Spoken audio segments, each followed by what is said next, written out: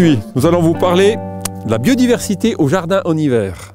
Tout paraît mort, vous remarquerez que c'est gelé, mais au cœur du compost de balcon, nous allons voir la vie apparaître. Regardez-moi ça, des vers de terre à fumier. Oui, là on les voit bien là. Là on voit c'est blanc, hein, c'est gelé, c'est dur. Et là c'est tendre. Donc dans les parties tendres, ils arrivent à survivre.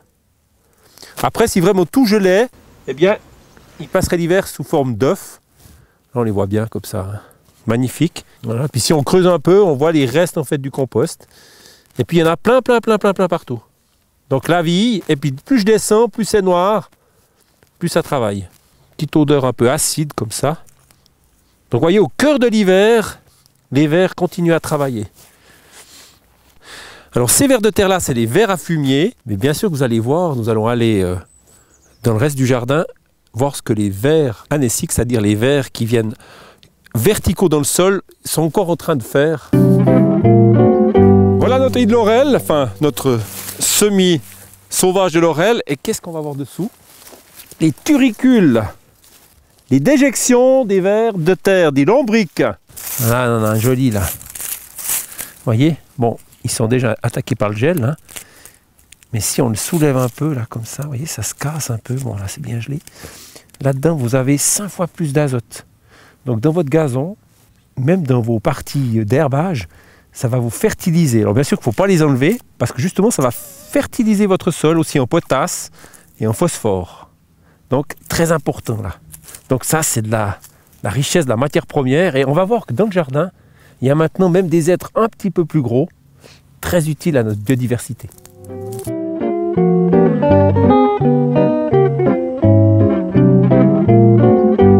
Voilà, voilà. Ouh, là, on va un chemin de campagnol, là. Vous devinez peut-être pas, là. Alors, qu'est-ce qui est intéressant ici? Nos campagnols, donc c'est pas de la taupe. Les petites déjections de terre qu'ils mettent dessus, enfin, de supports de terre qu'ils font sont beaucoup moins gros que la taupe. Mais par contre, ils ont une tendance à bien labourer le sol. Donc, magnifique. Alors voilà, qu'est-ce qui se passe? Là, on a notre taupinière et là, vous voyez le trou. Là. Il y a la galerie. Alors, ce qui est intéressant, le campagnol va avoir un travail du sol à mi-profondeur. Bien sûr qu'il a besoin de manger, donc il va venir vous manger quelques écorces de racines de pommier, mais il y a tout ce travail du sol dans votre plate-bande. Donc c'est aussi quelque chose de précieux. Voilà. Alors pour la suite, nous allons voir que la jante, elle est, et donc les oiseaux font tout un travail aussi pour notre biodiversité. En avant.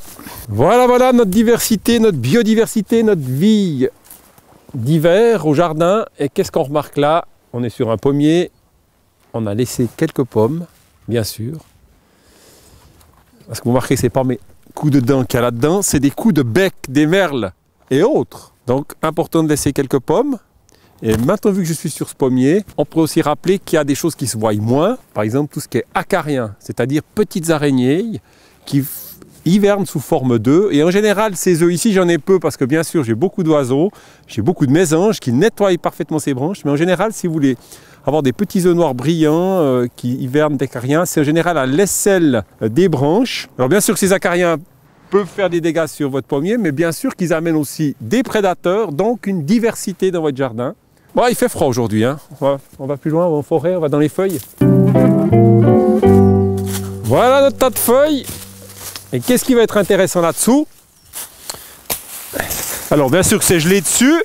Alors ce que vous ne sentez pas, c'est l'odeur. L'odeur de champignons là qui sort d'avoir gratté ça. Et qu'est-ce qu'on remarque? On va y aller délicatement. Bien sûr, là, on a du mycélium. Et puis là, on a même des parties de racines des arbres limitrophes avec leur mycorhize. Tout ça, ça parfume le champignon et ça dégrade la lignine. Là, on a même les petites branchettes qui sont déjà blanchies par le champignon. Tout ça, ça travaille. Alors, on va refermer délicatement. Et puis, on va aller voir plus loin. Des champignons, ça profite. Alors, nous sommes assis sur un mur de bois, de rondins de bois, qui a été déposé là à cet effet. Car justement, on veut accueillir, ici vous le voyez bien, des champignons. Ces champignons vont profiter en fait de dégrader ce bois, cette lignine du bois, Et bien sûr qu'avec ça, ça va rendre disponible de la nourriture pour les autres insectes, animaux. Donc l'important, c'est de ne pas trop bouger ces troncs, on les laisse sur place parce que dessous, en période hivernale, il y a plein d'insectes. Pourquoi pas des musaraignes, pourquoi pas un certain nombre de microphones qui vont venir se cacher et s'abriter. Bien sûr qu'en laissant des structures comme ça, architecturales dans votre jardin, vous allez permettre à cette biodiversité animale de venir et de se sentir accueillie. Tout est dit. Alors, moteur.